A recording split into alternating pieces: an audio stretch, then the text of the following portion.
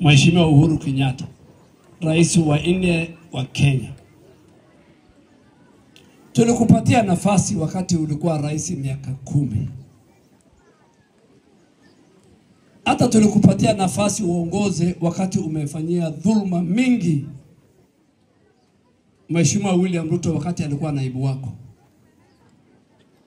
Ulifanyia dhulma wengi, watu kama wengi katika hiyo mrengo ya William Ruto wakati hiyo.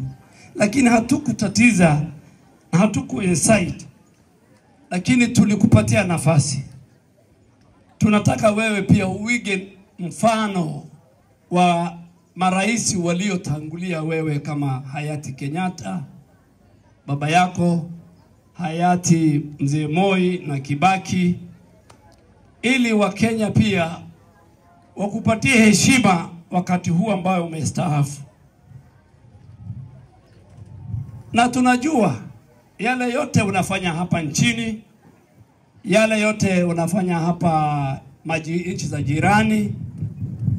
Ulikuwa Uganda, tunajua uko na safari nyingine hapa jirani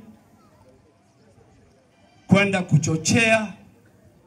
Lakini mimi nikiwa kiongozi na waziri, mimi ningekuhisi, na nilifanya kazi na wewe nikiwa majority leader. Ni busara, ni heshima. Vile ulipewa miaka 10 yako heshima, na Wakenya wakuheshimu kama rais amestaafu, pia wewe umpatie ndugu yako nafasi na mawaidha ili yeye pia aendeshe nchi.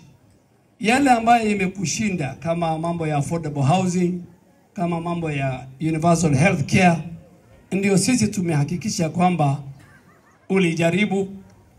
Wakati wako haikuwezekana. Sisi tunataka tuwapatie Wakenya bima ya afya ya kila mtu bila kujali uwezo wake wa fedha, uwezo wake na mahali ametoka. A universal free health care scheme for the people of Kenya.